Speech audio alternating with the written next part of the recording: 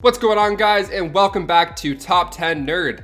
It is Friday, which means another episode of Falcon and the Winter Soldier, but unfortunately, since it's only 6 episodes, we have reached the finale, which is fine. I'm not complaining. It was great. It was an amazing finale, and we've got lots of unpacking to do. While sure, there are a lot of questions answered, in usual Marvel fashion, we now have more questions yet again going into the future. I'm Taylor McWatters. Let's talk about that finale. Okay, first off, Sam's suit, a gift from the Wakandans. We see Sam open this case and then crack a big smile, and then we had to wait an entire week to see what this suit looked like. And it was worth the payoff. It doesn't take long to see it in action in the final episode. And yes, he still has the wings. It's not Falcon with a shield. It's not Captain America with wings.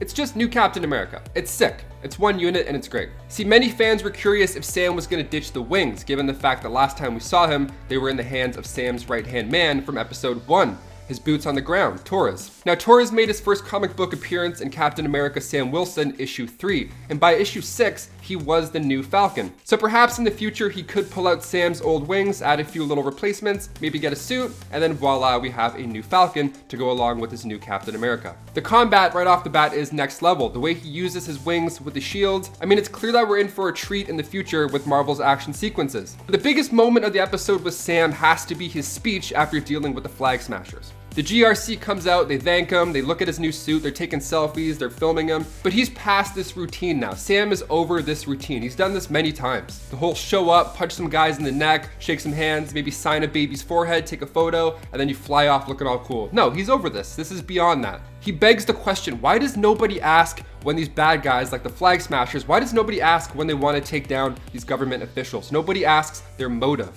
It's always, hey, they're the bad guys, so we need that good guy to come in, punch him, and then we're good. Here's the credits. No, it's a message. It's a huge message. So while Sam is giving this powerful speech, Isiah Bradley watches on the news and he listens. Carl Lumbly did an amazing job in this role, playing Isiah Bradley. And this was a very emotional finale. Isiah was first introduced to readers back in Truth, Red, White, and Black, issue 1. In the comics, this was after the US Army tried to recreate that serum, but they forcefully tested hundreds of soldiers, including Isiah Bradley. They used them as test subjects. It's awful. They actually sent their family letters saying that they were no longer alive just so they can keep them to themselves, like this big government secret. It's awful. So they brought this into the show and it was handled really, really well. The injustice in all these comic book stories mirror the racial issues that are still happening to this day. So yeah, it's a great comic book show and all, but the message cuts so much deeper. And for Marvel to tackle this in the way that they did, it was amazing. Kerry Scoglin's directing, it was all powerful. It was so good. But of course, he wasn't the only character that got a suit upgrade. We also see a new suit upgrade for John Walker as well. After all, he's not Captain America anymore, clearly.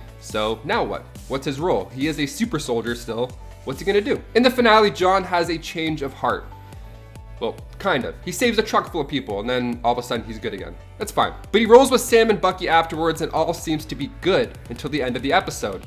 We love change, we love growth, awesome. But the outfit and the name that the mysterious Val gives him at the end of the episode leaves comic book readers a little worried. US Agent is what she refers to him as. And the fancy black suit with the red stripes, also comic book accurate. US Agent is this flip-floppy character in the comics. He starts off as the super patriot, and he's wild. He handles villains in this brutal way. And later on, he replaced Captain America, similar to how he did in the show. And then later on, as US Agent, this dude joined the Avengers. This happens in West Coast Avengers issue 45, when Hawkeye sets up a team on the West Coast, of course. The government wanted an official in there just to make sure all was going well. This seems like a time in the MCU where they would want something similar. So they sent in this crazy guy, and I feel like Walker is gonna be the new Bucky Barnes in the MCU. He's just this one powerful character that's constantly being used as a chess piece. After all, he's a super soldier who's dealing with tons of problems emotionally. We've seen this and it's probably gonna get ugly at some point. And of course, we have to talk about that Sharon Carter twist. So we see her first in this final episode using that face swap technology, that amazing camo mask tech that we saw in Captain America and the Winter Soldier. Amazing tech that's just never used in these movies, but that's fine. Now this of course is used in this episode to foreshadow that Sharon is not who she seems,